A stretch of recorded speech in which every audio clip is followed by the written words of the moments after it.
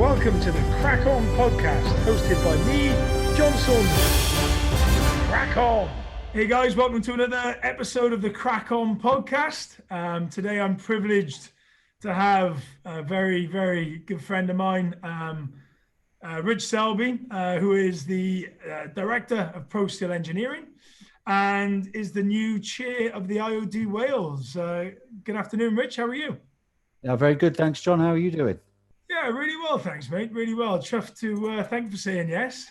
And thanks for finding the time. Did I have a choice? Oh no, you didn't really have a choice. No, you didn't, mate. To be honest, it's something you had to do, really. But it was just a matter of when, wasn't it? So yeah, but good. How's things going? How's things your end, mate? Yeah, busy actually. We've been really lucky over the last 6 months. We've had good health and Good. business has been better than I suppose anybody would have expected from our perspective. And it's been a really busy few months, and December's extremely busy, and looks like it's going to be a good start to 2021. So we've had to a lot of people talk about pivoting and things like that, but I think we were lucky that we broadened our market offering over the last couple of years, and then it's paid dividends this year, really, because whilst some jobs just come to an abrupt stop, some have done really well, and particularly sort of we do some work in online groceries, and that's obviously been booming. Yeah, and I suppose with where you got to, I mean, we'll come to the journey in a bit. Yeah. Over the last sort of several years, you've been involved, and you went on your own, and but diversifying and pivoting is something that I suppose at the end I'm going to ask you a question on what people could do and what they should be doing in this market. But pivoting is something that I would have thought in a lot of people's mind at the moment. Yeah, it's one of those words, isn't it? You get weird words in business, and people say pivot, and part of me just wants to shiver when I hear it, and I think, ugh. But realistically, I think you've got to be adaptable, at all stages of your business and whatever size.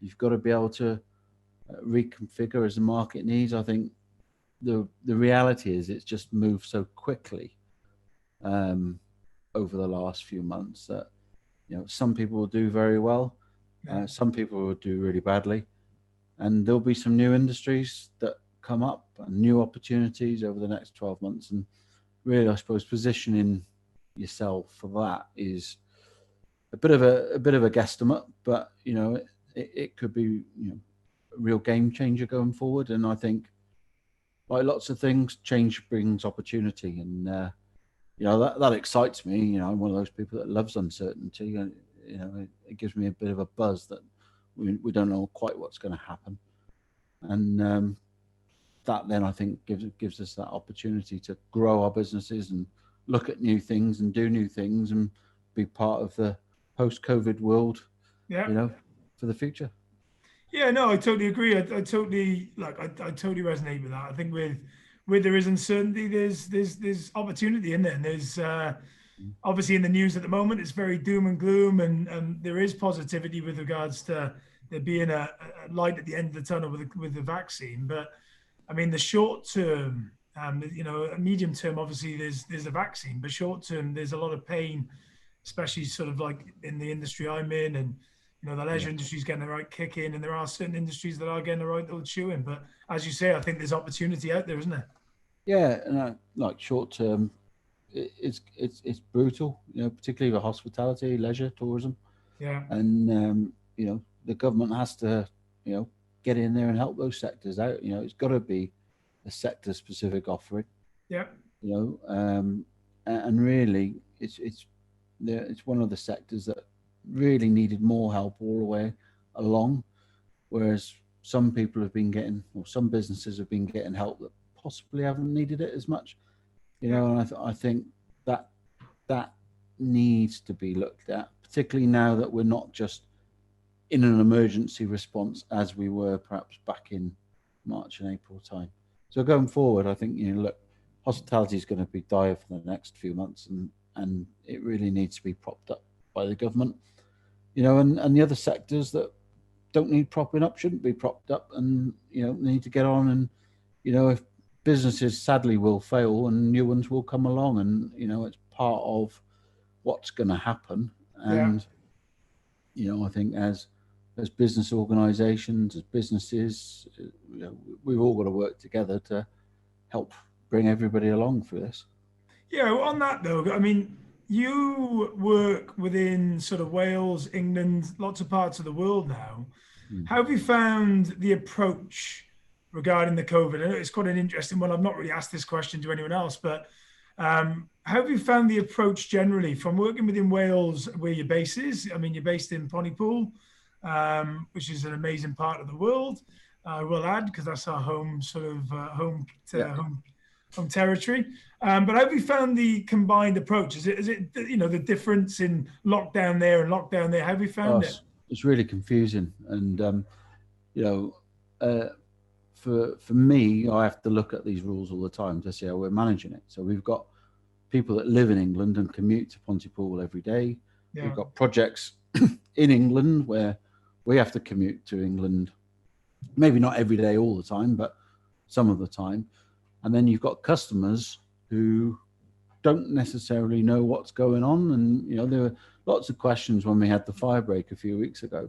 Say, "Oh, you shut down." I said, "Well, we didn't even shut the first time, yeah, So why would we shut now?" But there's a lot of confusion because we're not unified as the four nations, at least. When you start going around the world, it gets more complicated again. But it certainly would have been a lot easier for us if we had one UK rule. And obviously, yeah. the tier system in England, confuses things. When we did local lockdown, it confuses things. And don't get me wrong, I wouldn't want to be a politician. It's really difficult to manage. And I do think, people want to do the best for the residents.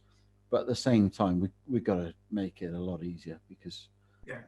it's just, you spend so long wasting time talking about what's right and what's wrong, when realistically everybody wants to get on and do it properly and do it safely, and Of course. get to the end of this thing, get the vaccines out, and crack on with the Crack on. I was waiting for you to say that. rest of our lives.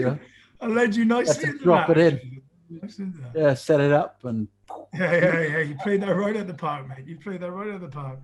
But yeah, I agree with you, and I think it is, that clarity, and just having that. I mean, I had a conversation with my mum yesterday, and my dad, just about who's going home for Christmas and who's coming and not getting the invite. I will add that I didn't get the invite. I didn't get the nod. There's 5 kids in my family, and I didn't get the nod, but that's life, and I'm okay with that. I'll lick my wounds, but yeah, it is confusing. I think for the business world as well. I bet it's and obviously that does land quite nicely into. I know we're going to bounce around a little bit, but that you've just newly taken on the chair of the IOD, which is congratulations, by the way, on that. yeah, thank you very much. So what's the main challenges in Wales at the moment? And since getting Well, into it, there's two huge things on the agenda. Obviously, COVID's one, and Brexit, dare I say, is the other one, yeah, and nobody really knows what's happening with either. yeah, And whilst I say I, quite like uncertainty and seeing what's going to happen, generally business doesn't, and it whilst there's an acceptance that COVID will be coming to an end in the sort of medium term in terms of impact. Um, Brexit will be coming to an end in the very short term, but no yeah. one's got a bloody clue where it's going to go. No, And I can't, for the life of me, understand how anybody would want to be in this situation. All right, we all do deals at the last minute, but realistically, we've got two extremities of being in a deal or no deal, which could have far-reaching, diverse implications. yeah, There's many government briefings going on all of the time about, to business about Brexit. You do your online gov.uk transition checker, and that's great to a point, but yeah. will there be tariffs on goods? Will there not? Mm. Will we have immigration problems? Will we not? What's Yeah. going to happen with Northern Ireland? Big questions, Uh, mate. And big. I bet they. I mean, they're not things that are taken lightly by business either. I know. I was on it luckily on a call with you, or on a on a coffee with Rich Selby, which I was really honoured Oh yeah. to join you on that coffee the other morning back. But there was a lot of talk in that meeting just about the uncertainty and just a lot of and that like you said just isn't good for anyone, is it? No, it isn't. But there's only so much talking you can do about it. Yeah, So I think if business has prepared themselves as best they can for um, the deal that we think we're going to get, not knowing about fisheries or state aid or no deal, yeah, then quite frankly, you just got to get on with the rest of your job yeah, because you know we're going around in circles, just saying the same things all the time, and until they've got an update on the deal situation, we might as well go and fabricate some steel or put it up or yeah. you know Get going on it, isn't it? Get the get jobs stuff in done, front of you on. and I think after we did our planning, we said, right, that's it, no more planning, let's just go and win some work and Yeah, deal with it and make sure the commercial terms are in place to protect yourselves as we go through the end of transition. yeah. And Oh no, totally. I totally agree with that. I think that. So I'll move it. I'll move it back to Obviously, we spoke at the beginning that you were always going to come on this because myself and Rich go back many a year, and maybe if we venture a bit into that and a bit of our childhood and how we got to meet each other, maybe you can maybe go run through that. yeah, so it's a strange one really because I was born in Pontypool and 3 months after you, 3 months and 3 days, That's right, and and I always remind you. and and brought up. So we went to the same primary school for about a year or so, but we went to the same play group. Apparently, my mother reminds me that when we were two, that you used to charge around the play group, and she used to say, "Avoid that one by there because he's a bit boisterous." I think a lot So, of people did, mate. I think a lot of people did. so lo and behold, we moved away for a few years and came back when I was about 12. And I was sat in the head of year's office in Crossy Comp, and I was going into, I think it was 2W was the form, but then Yeah, we quickly flipped into the new era of 8W. And Mr. Paddy James was the head of year. that's right. We know, we know who's going to show you around. It's Jonathan Saunders coming in. And my mum's like, oh, well, I think you remember him from years ago. Not him. You were the second choice, actually, I think. After, I know, I know. uh, who was it? I can't remember. Anyway, it was someone on the other side of the year group. And I think because I could just remember their name. Yeah, But anyway, that wasn't happening. So John Saunders it was. But apparently you were good with new boys. that's right. Yeah, that was my famous word. I'm good with you boys. So you very kindly showed me the ropes, really, Yeah, in Crossy Comp year 8. And then we met with Dan and the other guys and built up a really strong friendship, didn't we, over the years? yeah, And yeah. got into Absolutely, mate. rugby in school, out of school. I couldn't cope with the football, to be honest with you. No, But no. Football wasn't my gig either. I played football up until sixth form, but it wasn't my gig. yeah, Um, and you nearly played every position on the rugby pitch, didn't you? I did, mate. I did. Look, I think sixth form was a making and breaking, wasn't it? I loved. I was talking to my boy. It's funny now because we've got kids the same age, and I was talking to Jack the other day back about what is his next stage. What's his next stage in life? And he wants to go to college and do rugby, which I was like, awesome.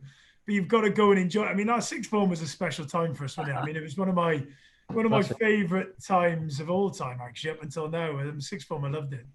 Yeah. I probably didn't take the work seriously enough, to be honest with No, you. neither And did I. that was probably one time when I didn't crack on too well.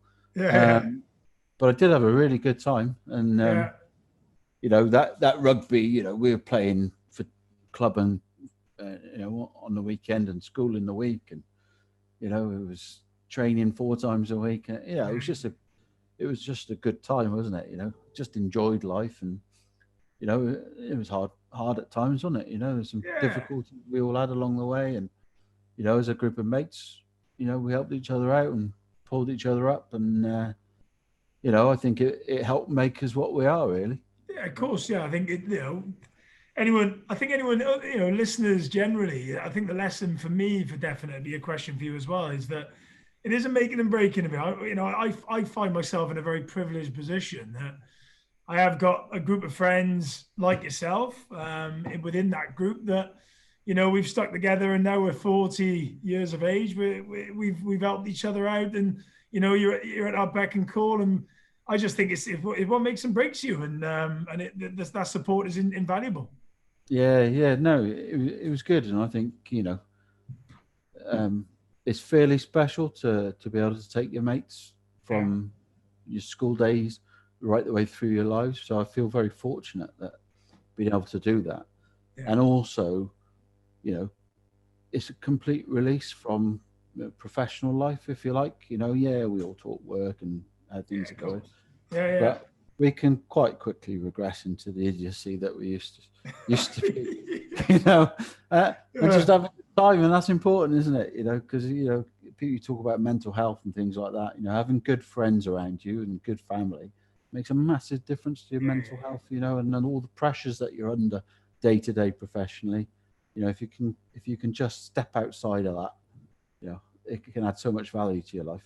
Yeah, no, I totally agree, mate. I totally agree. And from there, then that's nicely moving on. Then, so sixth form, went to university. How was that for you? Well, yeah, it was all right. So I didn't do too well in my A levels, really, which meant the punishment was having to do an extra year in uni, which wasn't much of a punishment. I had quite a good time there, really. I bet you enjoyed that one, but yeah, it was good down in Swansea. Met some good people down there. Struggled probably concentrating for the first few years, but really started to feel like I just wanted to go and work. And my father was quite professional in his career, and a bit of a role model, really, and was keen on me, getting professional qualifications, engineering, and having a career that would be in demand, if you like. So that's kind of how civil engineering aligned, really. Quite like building things in terms of seeing structures out there that you've had a part to play in. And had a great time living and working as well in Swansea. So that was down in Swansea, was it? Yeah, it was good. Worked on a few pubs and a couple of clubs, in your industry. And yeah. Well, we had some great nights down there. I mean, Rasputin's was another place altogether. There's a story, isn't there? Yeah, pound of vodka shot and Mars bar flavored vodka. Who'd have ever thought it? And, absolutely. But we loved it. We loved it. Yeah. And after a trip there, you weren't lasting in the club for more than about 15 minutes till that vodka hit. No. It was quite an early night, wasn't it? Early night. But they were good times, and it's strange, really, because I thought I was going to go in the military. And Rod, obviously, the year above us, he went off to the Royal Engineers, and I was convinced that's what I was going to do. Yeah. But my wife had other plans, really. She came down and told you what I was going to say. What did change your mind necessarily? Well, I was on the pre-RCB tests. I did all that and was going through those processes, really. Yeah. And Laura came along, and and it sort of fell head over heels, really. And there were loads of graduate jobs about at the time. It was a very different to what it is now. Yeah. There were more graduate jobs than graduates. So I managed to get a job down in Chepstow, and it was in structural steelwork. I was never specialist in steelwork before. I was more general. Yeah. And it seemed like a great opportunity, really. And it was a medium-sized sort of business, but it felt like you had a part to play in it rather than being a huge organisation where you could be lost in the mix. And it really appealed. Had a good history to it. Yeah. It was a site where Brunel built the first bridge over the River Wye, and just all sort of clicked together, really, as a first job. And it meant then that I moved back to Cwmbran and started professional work, not working on the door of a nightclub. Which I remember you telling me about that. What's that story? What's that story about the famous, and he is famous, that big guy that was on the Swansea door? Oh said he yeah. used to. What was that thing he used to do with the coins? Oh yeah. I can't do it. They used to flick the coins up and down to his fingers like that. But Yeah, they had loads of issues on the doors of the nightclubs, and particularly that it was what Time and Ritzy's before that. that's right. They had to bring in a whole new door crew really, and they brought this guy in. He came down from Birmingham, and he was absolutely huge. He was Lawrence, huge. Lawrence, his name was. I just That's remembered, right. and he'd filled the door, and he was I clearly in control of everything that was going on there. Yeah, yeah, yeah. Yeah. I just remember going down as a punter, and it was just such an intimidating bloke. But I remember you then to working with him, and I just thought, I'm glad you know him, mate, because he is a big lad, isn't he? I used to train in the gym, and we're in the John Burns gym down by Swansea train station. And Yeah. there's a load of meatheads down there, and there's a lot of grunting, not a lot of discussion. You know. And some of them, they look rough. But Lawrence, he was well turned out as well. Yeah, yeah, yeah. But he'd turn up and just stick 3 plates on the bench press either side, rep Nice. them out for 10, shrug it off and move on. And I was That's just it. looking at it. How can anybody just like not even warm up until Yeah, one yeah. full Just rep punch? out 3 out of 10. Happy days. It is incredible. But those are fun days, and it was a good job. And then but bit of a difference for then moving into the office environment and becoming a graduate engineer. And, Oh, it's a great, and then I take it you worked there for how long? How long did you live work in that company for? 10 years, yeah. Yeah, Started yeah. as a graduate, and then after about 18 months, jumped up into sort of junior management and just worked their way through, really. Yeah, great. The Olympic Games in London probably were a turning point. We started on that job in 2007, Right. and then just progressively worked through the building of the park in terms of the structures. That must have been Um, that must have been an experience. yeah, it was crazy. I first went to Olympic Park in 2005, Yeah. and we did 2 bridges, like preliminary bridges, and it was just a brown site. There was nothing there other than Stratford train station and a load of mud. Wow. And it was really weird because you're in the middle of London, well, the east end of London, and it was just this big barren land. Yeah. And then they obviously got the games through, and it just went like crazy, built up into this amazing place. Really regenerated the area. Yeah. And it was a fantastic opportunity. And there was quite a lot of critique at the time because, whilst it was a national infrastructure, Wales didn't particularly get that much out of it, albeit, we did it at the company I was working for at the time in Chepstow.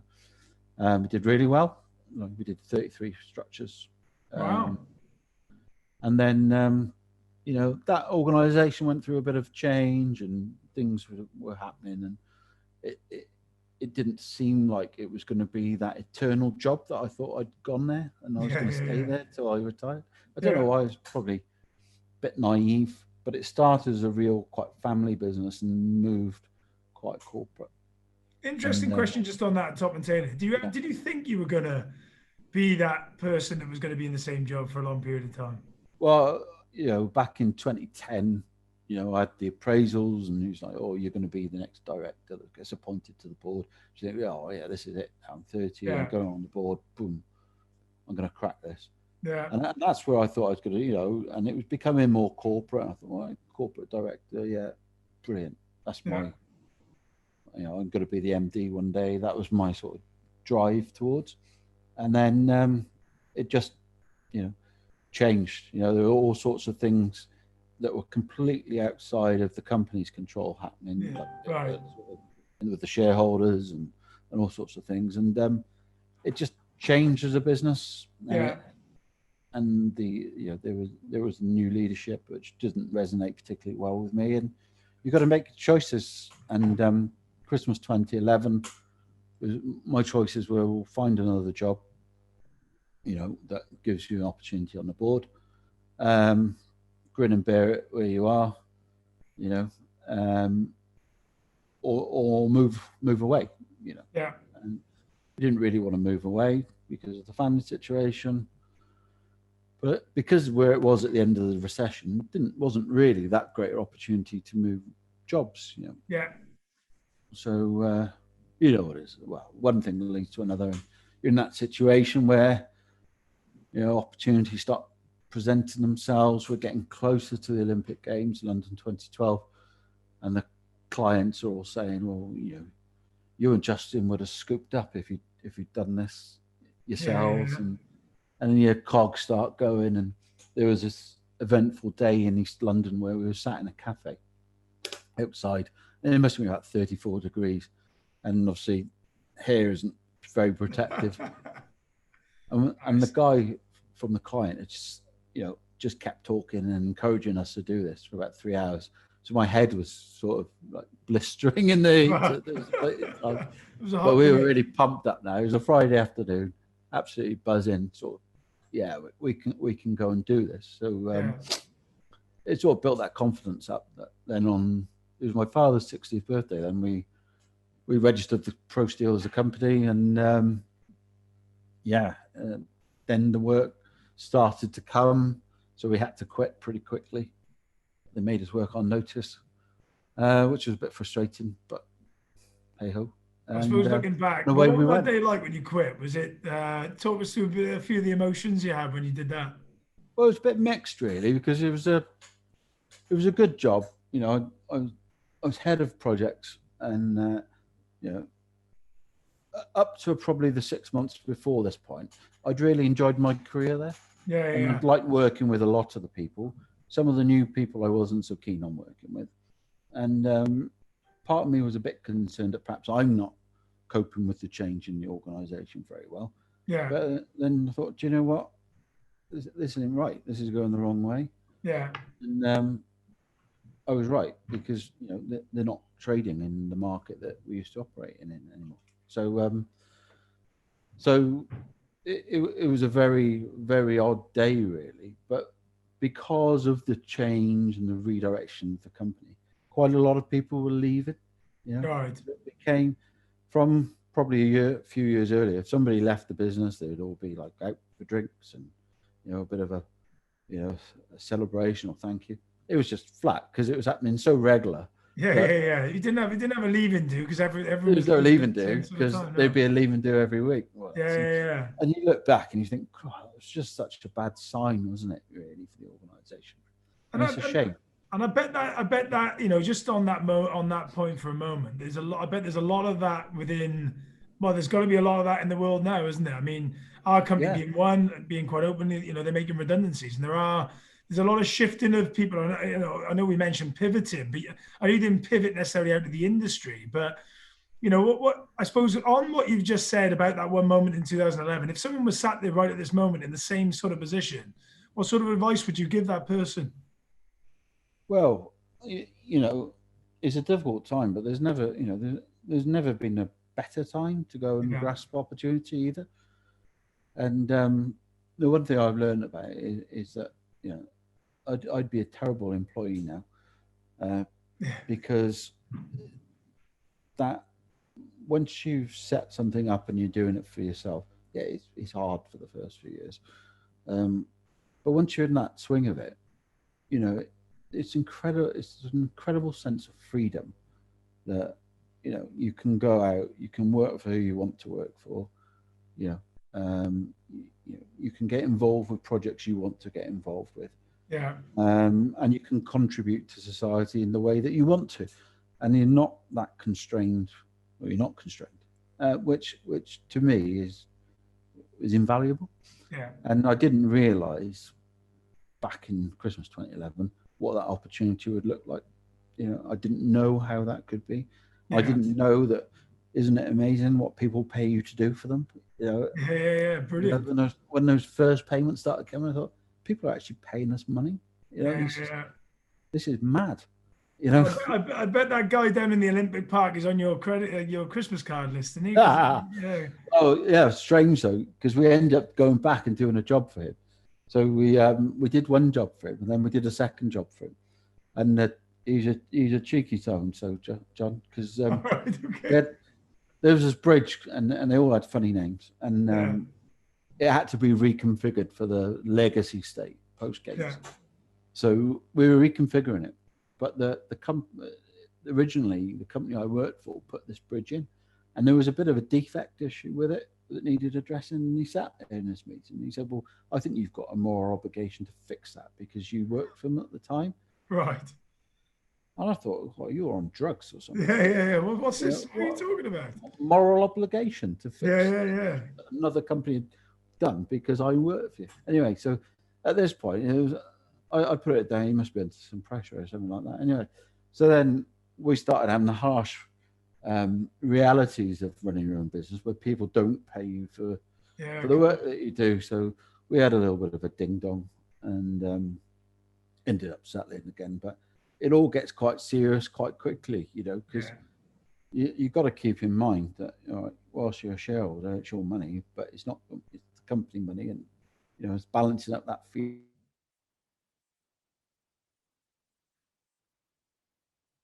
when it's business, Yeah. you know, and trying to keep that separation between business and personal life, or it gets really hard, particularly when people do some sucker punches, which it does Yeah, happen.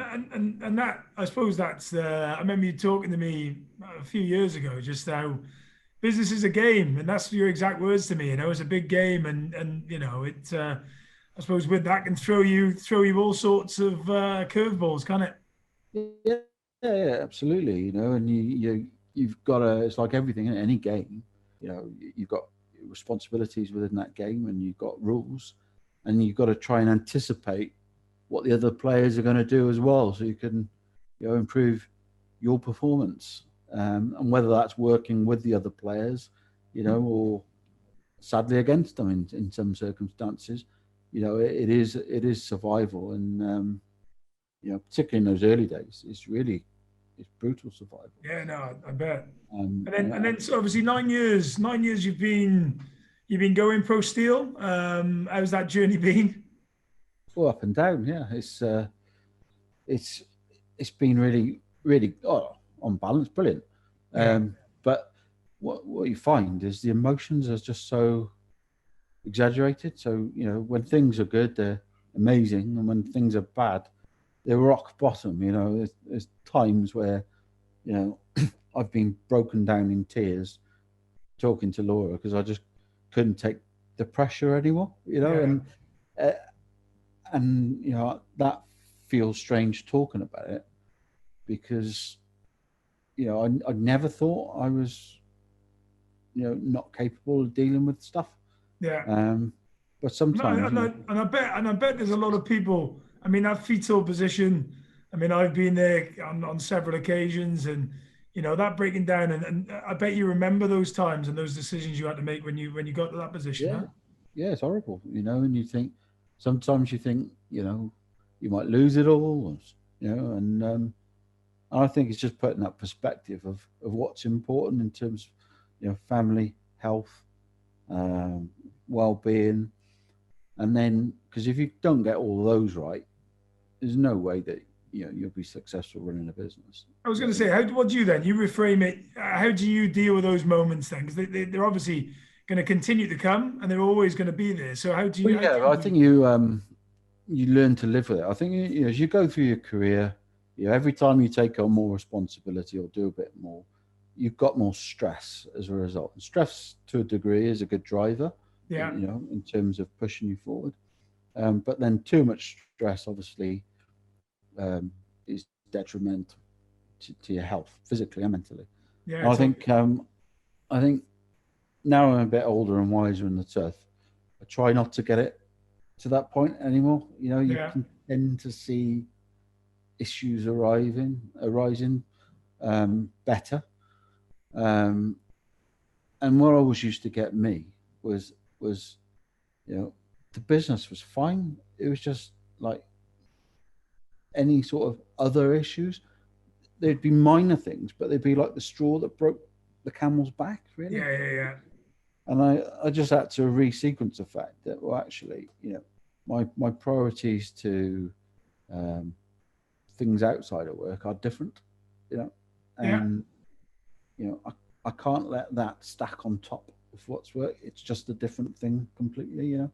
Yeah, And, totally, totally. No. Look, and I think that's great advice for anyone who's listening. I think it's great to hear that the journey isn't, ultimately, yeah, it's very easy to start being a director. oh, You can go online now, and anyone can be a director. you can do it. Yeah, it's easy to do it. Well's hard, you know, But to and do it well is very difficult.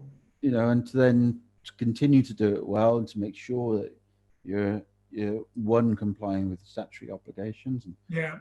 two,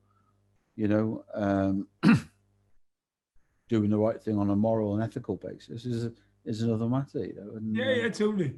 Well, I remember, I mean, you'll remember, it was only a few weeks ago, but I remember coming to a great barbecue at your house. I asked you a question, and you remember at the bottom of the stairs. I asked you a question of, when did you think, or when was it possible to get to the point where you are now? Because obviously in that 9-year period, you've got a really successful business, and it's growing, ever growing. You're growing within that Welsh business world.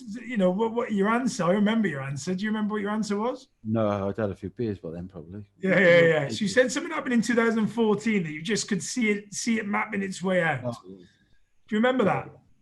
yeah. So it was back at the Olympic Park really, and Yeah. we'd built, we'd done about 3 bridges, reconfiguring, strengthening, repositioning, that sort of thing, and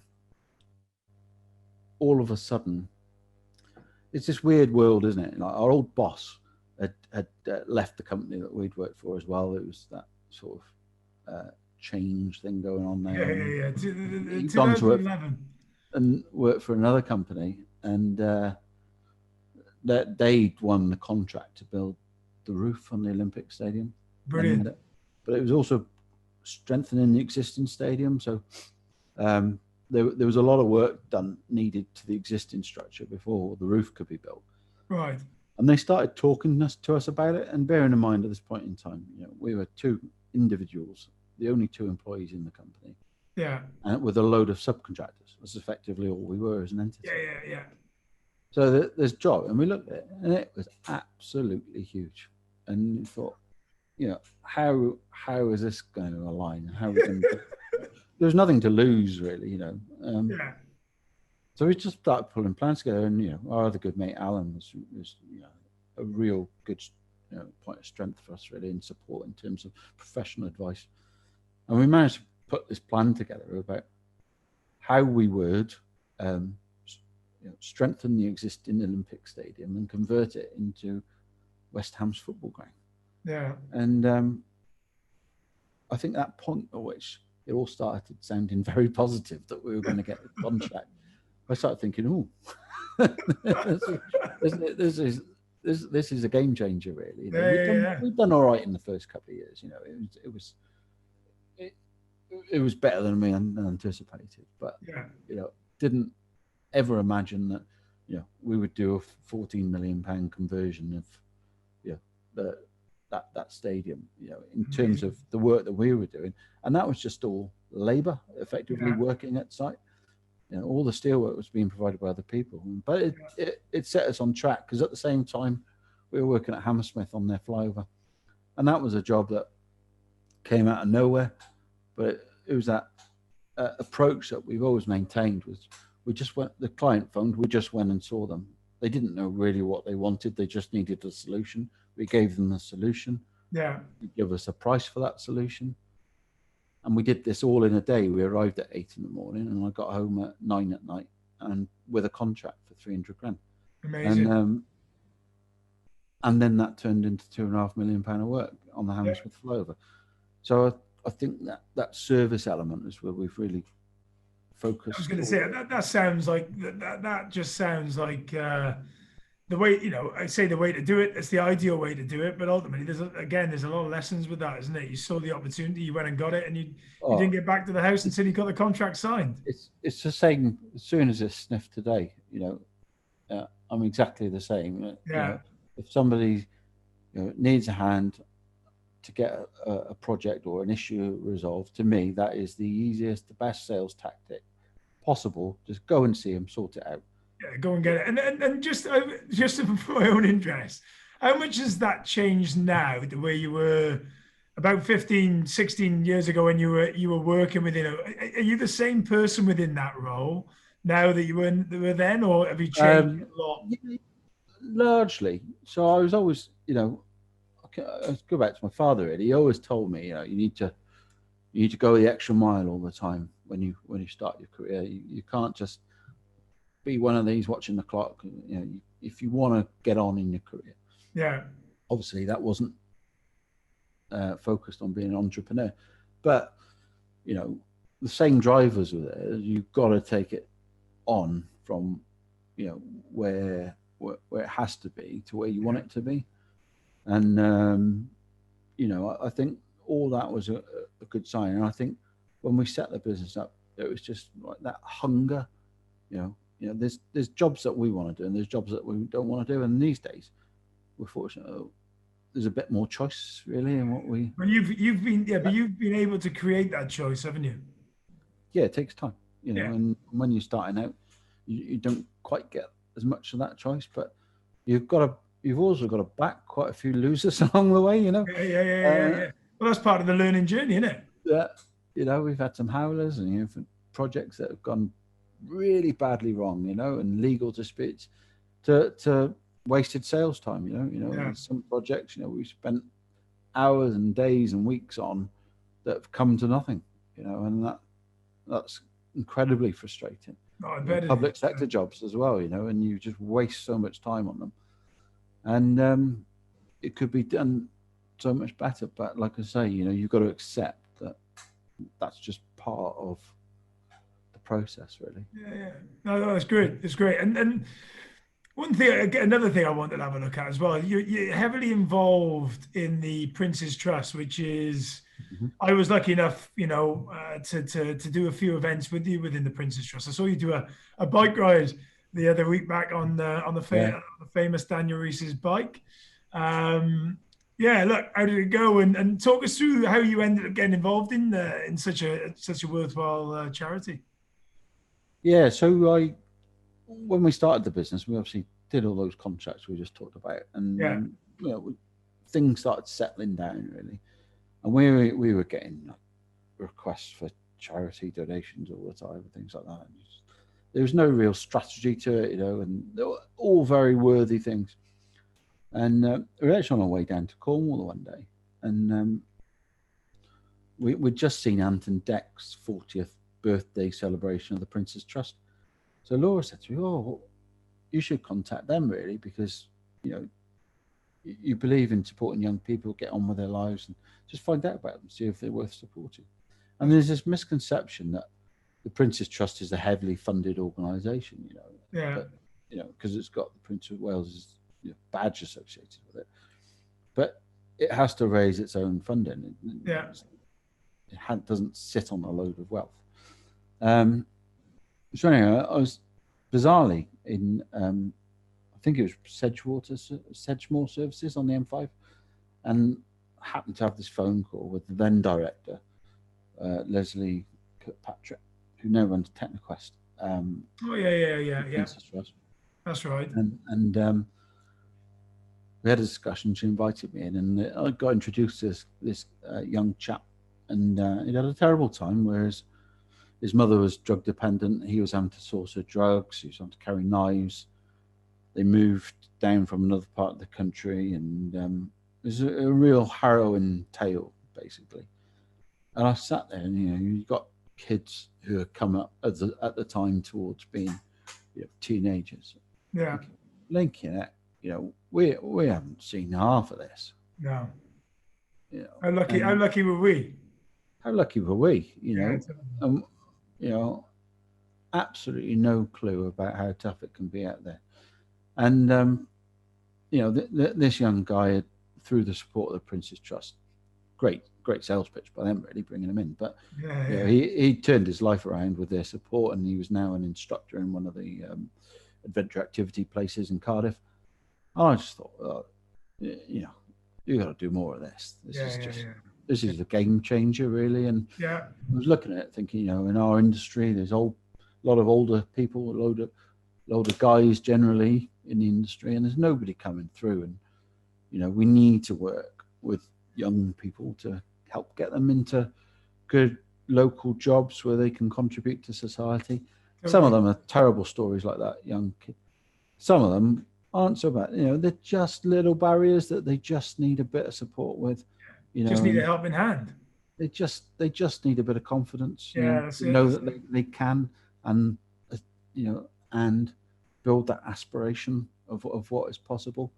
And that just the more I got involved, the more it just inspired me to do more, really, which is why we became a patron, and then got embedded more, and it's a bit like being involved with a bit of a family, really. And now they get us to do these crazy things like riding a bike when I hadn't ridden a bike for 10 years, and all of a sudden I had to, it's nothing like you doing your Ironman and things like that, Yeah, but but you know what? But it probably, but this you say that. I mean, but it's actually on a lot of occasions, it's more, isn't it? Because I enjoy going on my bike, and I enjoy doing running and things like that. But actually, if you don't do it all the time and jumping on it, it's as big a challenge as doing that, in my well, opinion. I did 3 miles the first ride. I'm not joking. I thought, how on earth am I going to ride 83 miles?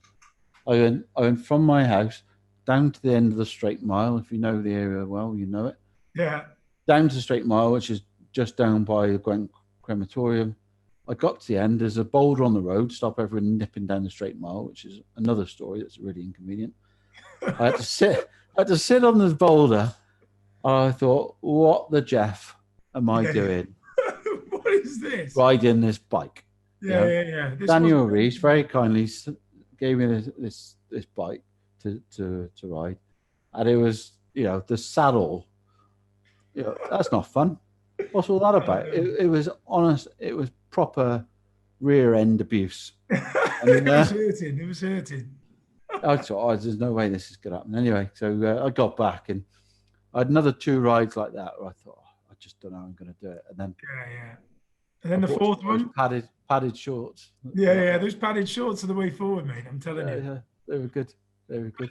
I'll give you one on the Prince's Trust for me, and this is where I think what is really nice about myself and yourself going back so far is that how life has changed for both. But this is an example, a story that I always remember about the Prince's Trust, and how you've changed and where you've gone from a networking point of view. Because I think from a network, you've over the last 20 years, you've owned that space within the business side of it. I think you've done really, really well. But this is a story and example. I remember giving you a ring on a Saturday night, and I messaged you and I said, "Yeah, how's things?" He said, "Yeah, yeah, I'm good, thanks, mate. I'm things. Where are you then?" I said, "Well, I can't." This is you, by the way. "Oh, I can't stay on the call long. I've got a. I'm in Edinburgh. I've got a meal." I said, "All right." I said, "Who's the meal with up in Edinburgh?" He said, "Oh, I'm sat on the table with a certain few people." I said, "Oh yeah, but who is it?" He said, "I'm sat by Prince Charles." And I was like, "As you do on a Saturday, as you know that as I was sitting down to watch Strictly Come Dancing, you were sat next to Prince Charles in a dinner, which for me was amazing." And I bet that's just a really nice. I bet he's a top guy as well. Well, he's an incredible guy, to be honest with you. I And bet. it's it's strange being in that environment Yeah, and having a snippet of that world. Um, but I have to say, I've been very fortunate to meet Prince Charles half a dozen or so times, but yeah, quite a few times last year. Um, and that's where the trip to Scotland came from, really, because we were invited to an event up at the farm in Wales. And we were having a conversation, and he's got the bit between his teeth about the green economy yeah. and Very, very, decarbonisation of very industry, vocal on that at the moment as well, and isn't it? So it's he's brilliant. he's been yeah, like you say, for many years, or for 30 years, he's been talking about it. And so we had this discussion, and he looked at me and goes, "And we're going to do something about this." And I thought, "All right, okay, no Yes, we pressure." will. So anyway, I had this lovely evening, and then next thing I know, bit of correspondence, and I had an email. Can you come up to Scotland for the 31st of October? Well, the obvious answer was yes. Yeah, of course, absolutely. So we went up, and he's got another foundation called the Prince's Foundation, and they raise money for arts and other things, and they work quite closely with the Prince's Trust. So he invited me and 3 others to come on for private meetings about certain subjects. Yeah. which was quite interesting. But there was a whole gang of people who were like mega multi-millionaires, brought up because they basically just wanted to get them to fund some stuff. Yeah. And rightly so. Yeah, they got the money for it. And so we went to, so they were showing us around this estate, which basically Prince Charles had brought back to life. And in the early evening, then I had to meet him for this meeting. So, but on this trip, I didn't really know who was there, and you know, we were walking around looking at these facilities, and this Irish guy called Michael started talking to me. Michael. Anyway, he was talking away at me, and I was going, oh, yeah. I said, who are you? He said, oh, Michael Flatley. Right. Brilliant. So all I had was the Lord of the Dance tune playing through my head in this sort of surreal environment. And so we went around anyway, went to this meeting. So I had to wait to go in because he was running late from his last meeting. And we went in and sat on this. It was like going into like a grandparent's house or something. Like, Yeah. He was on the armchair and I was on the sofa. And I didn't sit back on the sofa because I probably not felt quite so on edge for, well, since I'd been in Mrs. Mansfield's office. Back in school, yeah. Yeah. And anyway, we had this conversation, and it was very wide ranging in terms of. We spoke about the subject we were there, but you know, the humane aspects of the discussion. He was very engaging and so well informed about a lot of things, and I think very well, you know, very forward looking. So yeah, he's an inspiring guy, and you know, and hopefully we'll be able to take that project forward really, and you know, very focused on, you know, green economy, young people, you know, building skills for the future that we need in the UK, and you know, I think it's to be commended because he doesn't have to do it. No, he doesn't know, and I think, you know, I take my, I mean, and on that note, let's just wait on, you know, I just think well done on that. It's a massive, you know, I've interviewed a few people now, and everyone's got a giving story or a giving part of them, and part of how important do you think the giving side of it, giving back, is within where you know, within your world now? Yeah, I think it's a bit of a driver, to be honest with you. You know, because I think, you know, we've all got to identify what our sense of purpose is, really. Yeah. And you know, yeah, okay. So you look after your family, you look after your health, everything like that. Once you've achieved that, you know, you ask yourself, what's that purpose? What am I here to do? And have you got your conclusion yet? What would be your purpose?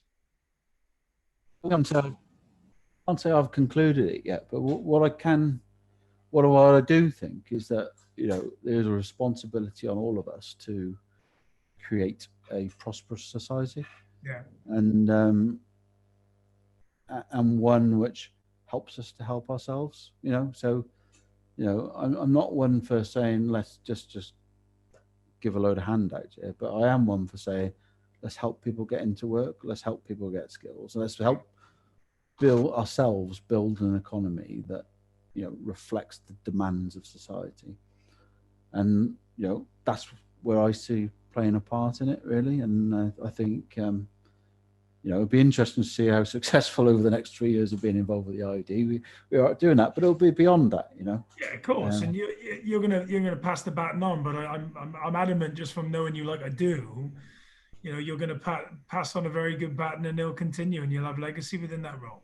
Well, I hope so, you know. And you just look at, you know, what's next. And I suppose, you know, you mentioned being 40, you know, we're 40 and still feel 22 at times. And you reflect, don't you, as to, well, you know, you're sort of halfway through your career. what do you want to do for the second half, really? Yeah. And what will that look like? And I suppose I count myself lucky that I've got some choices. Not saying I'm obviously still going to do what I'm doing, but Yeah. I think you've got to keep fresh all the time, haven't you? And Yeah. keep enjoying yourselves and keep pushing yourself. And if it was easy, it would be boring. And it's kind of what I'm thinking about it, really. And I think it's it's going to be interesting 10 years ahead. I think at the moment. I think it's me. I'm really excited for you. I'm really excited for everyone, but I'm really excited for you and your family and your business. I think it's going to be an amazing 10 years for you. I totally agree. I got one more. We're coming to the end of it. I got one more question. So I end this on everyone I've done. The crack on, like if someone was sat there, right? What biggest bit of advice would you give them if they were sat there and thinking, I want to go and do this? You've done loads of different things. You said about the pivoting, those monumental times that you made decisions and went with. What one bit of advice would you give somebody who sat there now contemplating doing something and they just haven't got out the traps yet? What would your advice be for them? Well, I would say, if you've assessed the opportunity yourself and you're happy with it, just ignore the doubters, because people will talk you down. Yeah. And and there'll be people that are risk averse, and there'll be people that disagree with what you believe in. But if you believe in it, seize the opportunity, go for it. Yeah, and to be honest, mate, on that note, I am going to say a massive thank you. Look, I know how precious one, your time is, and two, how giving you are of your time, and you've mentored me, many of the people, and there's a lot of people that look at you and what you've done over the last sort of within your career so far, and with the utmost respect. And I would just like to say thank you ever so much for everything and taking your time out today and being on this Crack On podcast. Well, it's an absolute pleasure, John. I was gutted I wasn't the first in the list, to be honest with you, but mate, I overcame that. And on that note, if we don't mention Stuart Couch in this, he's going to have me. So I will say hello to the Mr. Couch. He is on my list for definite. And I should hope so too. Yeah, absolutely. I think we mentioned the expert tree fella at the moment, isn't he? Yeah, he is. Yeah. Trying to put his shed up at the back, actually. So I'm quite looking forward to seeing his shed that he's put up at the back. But mate, thank you ever so much for your time, and have a great day. Cheers, John. All the best. Yeah, have a good one. Cheers, mate. Crack on.